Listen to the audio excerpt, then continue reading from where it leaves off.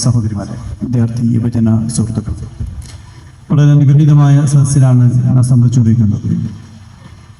നിബിദിന മഹാസമ്മേളനവും പാലാട്ടുപള്ളി എന്ന പ്രദേശത്ത് അന്വേഷണം കൊള്ളുന്ന വലിയ മറുവും മുസ്ലിം അവർക്കഥ മഹാനവറുകളുടെ 49ാമത് മക്കാം ഉറൂസും കൂടി നടക്കുന്ന മഹത്തായ സദസ്സിലാണ് സംബന്ധിച്ചുകൊണ്ടിരിക്കുന്നത്.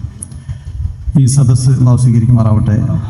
മഹാനായ മുസ്ലിം മഹാനവറുടെ കിതാബർക്കത്തുകൊണ്ടും ഉദ്ദേശലക്ഷ്യങ്ങൾക്കുള്ള പൂർത്തി മാറാവട്ടെ. മഹാനവറുടെ നമ്മയും നമ്മിൽ മന്നപ്പെട്ടവരൊക്കെ അള്ളാഹുവിൻ്റെ ഹബീബിൻ്റെ കൂടെ സ്വർഗത്തിൽ ചൂടാൻ അള്ളാഹു തൗഫീഖ് പ്രദാനം ചെയ്യട്ടെ എന്ന് പ്രാർത്ഥിക്കുകയാണ്. ഒരു വർഷവും പ്രസിദ്ധമായ റബീഉൽ അവ്വൽ 1 മുതൽ 12 വരെ കൂടിയ ദിവസങ്ങളിലായി ഇവിടെ നിബിദിന മഹാസമ്മേളനവും പാലോട്ടുപള്ളി മഖാമിൽ അധ്യക്ഷത മുസ്ലിയാർ മഹാനവറുകളുടെ ഉറൂസ് ബാറക്കും നടത്തപ്പെടാറുണ്ട്. വർഷങ്ങളായി പരിപാടി സംബന്ധിക്കാൻ സാധിച്ചു കൊണ്ടിരിക്കുന്നു. അൽഹംദുലില്ലാഹ്, ഒരു വർഷവും വളരെ നല്ല രീതിയിലുള്ള പ്രവർത്തനങ്ങളാണ് നടന്നുകൊണ്ടിരിക്കുന്നത്.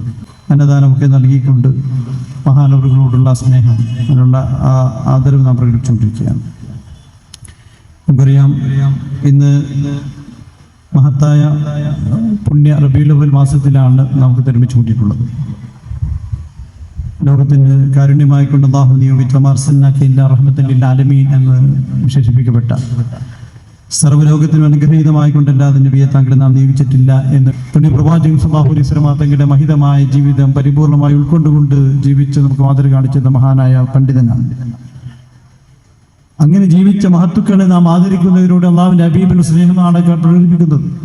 അത് അള്ളാഹുവിനോടുള്ള ആദരവ്, അള്ളാഹുവിനുള്ള പ്രതിഫലം കാംക്ഷിച്ചുകൊണ്ടാണ് അതൊക്കെ ചെയ്യുന്നത്. കാരണം അള്ളാഹുവിന്റെ ഹബീബിനെ സ്നേഹിച്ച് അള്ളാഹുവിനെ സൂക്ഷിച്ചുകൊണ്ട് ജീവിച്ച മഹത്തുക്കൾക്ക് അള്ളാഹു പല പദവികൾ നൽകി അനുഗ്രഹിക്കുന്നു, കറാമത്ത് നൽകുന്നു.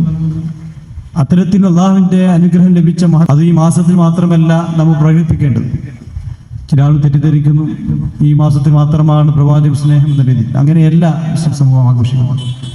ഈ മാസത്തിൽ കൂടുതൽ അള്ളാഹുവിന്റെ ഹബീബിന്റെ ജന്മദിനമായിക്കൊണ്ട്, ജന്മമാസമായിക്കൊണ്ട് കൂടുതൽ പ്രവാചകരുടെ പ്രകീർത്തനങ്ങൾ കൊണ്ട് ഈ മാസത്തെ ധന്യമാക്കുന്നു എന്നതാണ്.